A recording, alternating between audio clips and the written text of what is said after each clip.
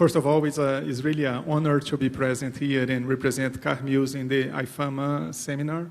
It's a great organization. Congratulations to all the organizers. And also it's a privilege to share this panel with such a high caliber professionals. And you put me to close that. What a pressure, huh? Penalty shots.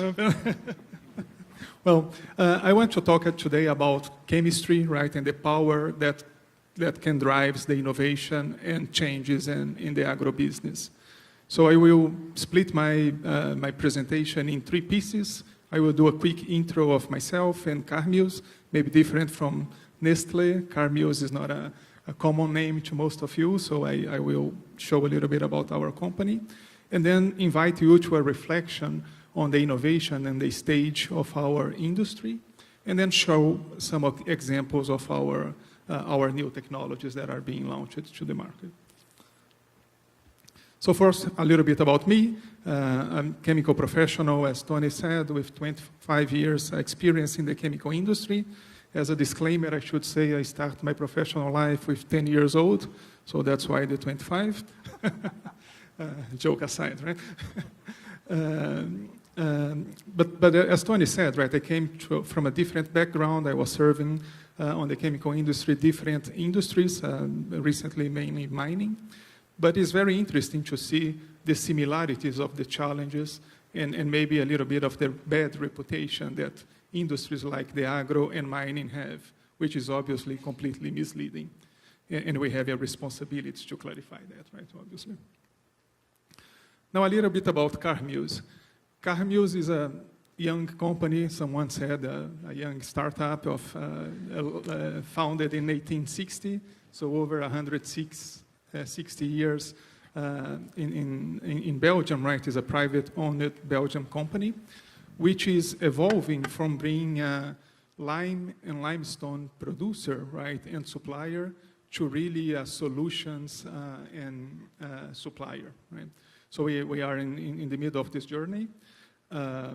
The company started in Brazil in 2019, so with the acquisition of a trading business, a trading lime business, and also one manufacturing plant in the city of Formiga in the Minas Gerais state. And now we are evolving also with the construction and really commissioning of 3 new modern plants here in 2 in the state of São Paulo, Taquaritinga and Araçatuba, and 1 in the state of Minas Gerais in Uberlândia.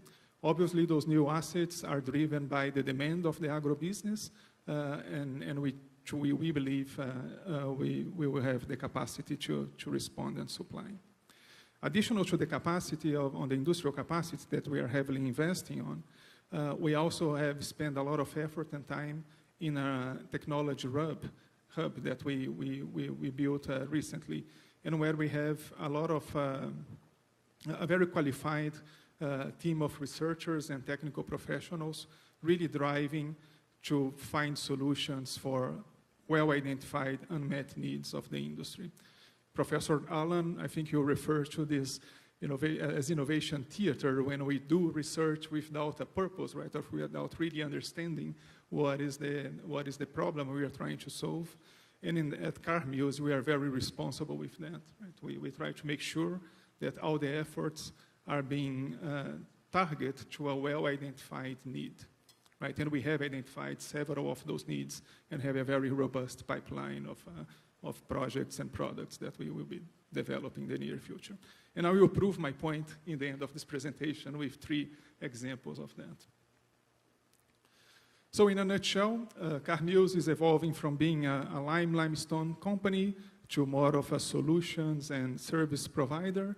We have over close to 6,000 employees around the world, 59 plants, 55 mines, and really a global player, right, with customers around the globe. Now, introductions made, I want to go to my reflection and invited you to this. And this graph that I built here has no intention to be perfect or have a well-defined criteria for the areas or phases that I'm trying to illustrate. It's really an illustrative point to bring a reflection to all of us. If you look to our industry, right, to the agro industry, one could say that the first phase is really an artisanal phase, right, when we had results or yields that are maybe averaging 50%. Then we evolved, right? There was an effort to develop equipments, design equipments to solve issues, and we might have jumped that value creation, let's say, to around 65, 70%. And then more recently, right, there is a third phase where automation and continuous improvement, a higher attention to process have been implemented, and we might have jumped that value creation to, let's say, 85, 90%. But now we are in a critical moment here, right? We have the opportunity, and I would say not just an opportunity, but a responsibility to start a new step change process. Now, this step change is really a dilemma, right? And an industry dilemma, not just on the agro side, but I think also in other industries. But either we continue in a process that will generate stagnation, and we're going to have incremental improvements in our processes without really a significant value creation, or we take the opportunity of collaboration, partnership, and knowledge sharing, right, really to create value. At Carmeuse, we believe on that. We are working with universities, we are working with consultants, and we have several other partnerships that we believe would be fruitful and will help to resolve a lot of the industry issues. We truly believe that nobody can do that by themselves, right, in isolation. If there is no collaboration, it will be a very hard journey, right? So we need to collaborate. So getting to my point, right, I mentioned that I would have a demonstration of our efforts. So the first one I want to highlight today is a product that the team has developed and launched called Celafil, which is used, right, for protection on citrus crops. Right, we have done some recently trials that demonstrate that that product can protect citrus, especially orange, on heat stress, right? So it has demonstrated to control the temperature on fruits and leaves on the citrus side, and also has a very interesting feedback from farmers and to show that product has a very good adherence to the leaves and fruits even after raining, which seems to be a very unique characteristic of the product. Additionally, it has been highlighted the benefit of having a little bit of a repellent effect against a very well-known disease called greening, right, on the citrus industry. So it's a very interesting technology that we are testing and seeing the results for a very well-defined problem of heat stress and greening disease. Another one that I want to share is a product called Soil A. I think Pedro refers to the quality of the soil in the state of São Paulo on his talk, as well as others. One of the challenges is really to make available the nutrition elements for the plant roots, right? And that. So Soil A is a solution that enables that. Obviously, there are other technologies that provide the same elements, but there are solids that are put on the surface of the soil and take time to reach the root level, right, and be absorbed by the plants. In our case, Soil A is a solution, so it's a liquid product that make almost on real time available those nutrients, calcium, magnesium, and sulfur, to the plant.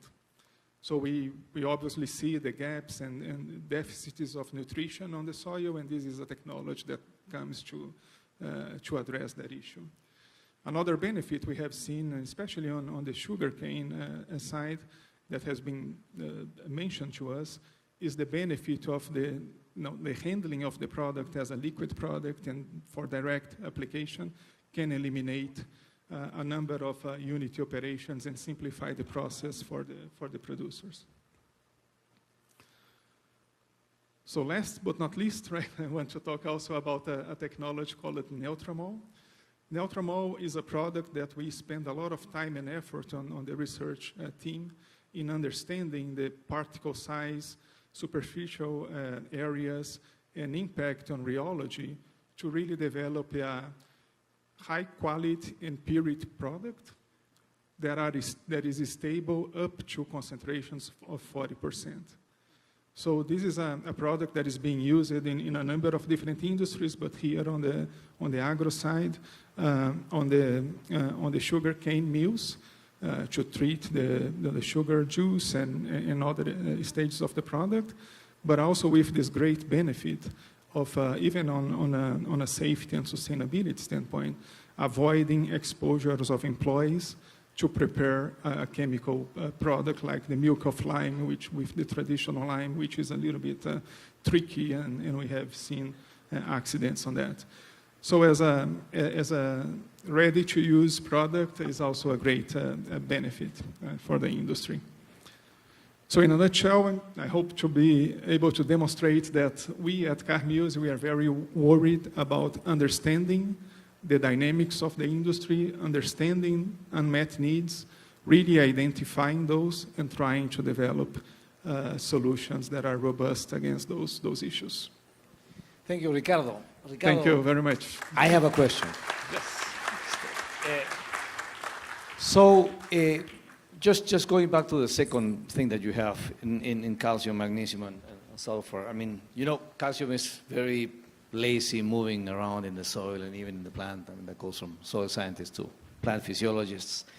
And it's really that, calcium. So, I mean, how do you differentiate from other, you know, vendors or other kind of inventions? Is this really complicated? Is it really sophisticated?